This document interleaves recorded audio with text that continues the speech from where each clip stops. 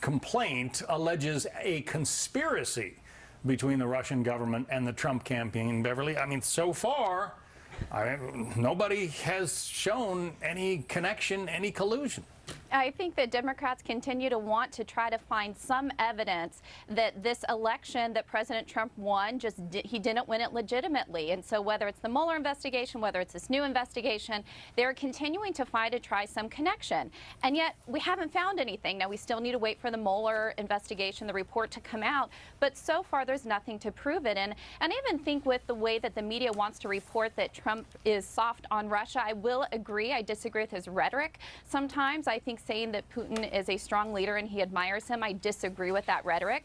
He is not our friend. Putin is not. But his actions have been very strong. You could even take expelling 60 diplomats in the past few weeks. And also last week on Friday, we had the attack against Syria. Putin is working hand in hand with Assad, and that was a strong move by the president. So this just seems to have underpinnings of the mainstream media elite wanting to tie this election between Trump and Russia as the reason why Hillary Clinton lost.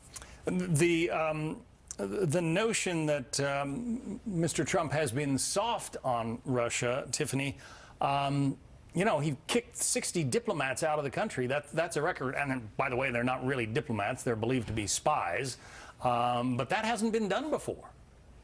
Agreed, but this narrative that Trump is soft on Russia is not a media narrative. I mean, we can look at this president's own actions. At the time when it was revealed that Russia had interfered with our process, the president's own words in an interview on another network where it was pointed out to him that this is what happened, and it was pointed out the actions of Vladimir Putin was pointed out to him. His response was, oh, but you think the United States is so innocent? Imagine had any other president uttered such words. That's not a media narrative. Those are the words coming from the president's own mouth. He has publicly applauded Vladimir Putin on numerous occasions. He has rarely said something, and until recent times, he's rarely said something negative about him. Beverly? So these are not things that the media is making up. We're following his own tweets. Beverly, well, final word. Yeah, the Obama administration was very soft on Russia. Who could forget Hillary Clinton with the reset button with Putin? Yet we didn't see mainstream media report that the same way. I agree that his rhetoric hasn't been good enough, but there is definitely a bias here and a hypocrisy on how the media covered